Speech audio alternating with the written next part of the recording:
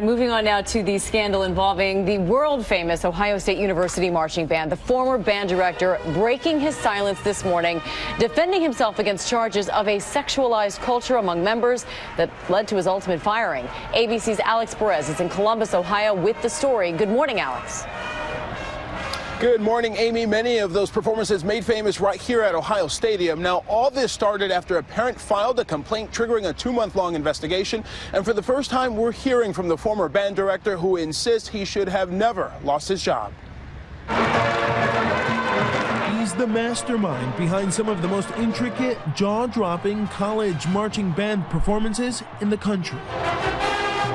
But this morning, former Ohio State University band director Jon Waters is speaking out about his more recent and troubling claim to fame, a scathing report that cost him his job. The fact that this report makes that the culture is some kind of animal house fraternity is just not accurate. The 92-page report alleges Waters knew about and failed to stop a, quote, sexualized culture of pranks, tricks, and rituals among band students. But Waters argues more than the 9 current and former band members cited in the report should have been interviewed. The sample size was tremendously small for such an important issue as band culture. According to the report, students regularly hazed rookies, performed sexually explicit stunts, and marched into the stadium in their underwear late at night in a tradition called Midnight Ramp.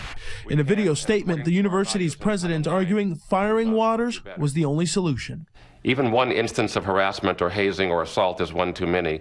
Do you feel you were a scapegoat? I think that I was a victim of a rush to judgment and a very inaccurate report. Waters argues the problems started long before he arrived. When you are dealing with a culture that is entrenched, again, since the 1930s, this does not change overnight. He says university officials never asked him to investigate misconduct and insists he began working on culture reform before the investigation. No one came to me and said that the culture of the band is an issue and needs to change.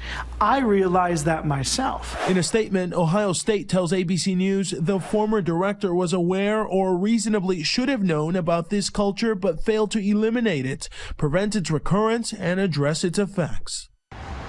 And the university has named an interim director and says they are beginning the process of launching a national search to find a new permanent director. Amy, George?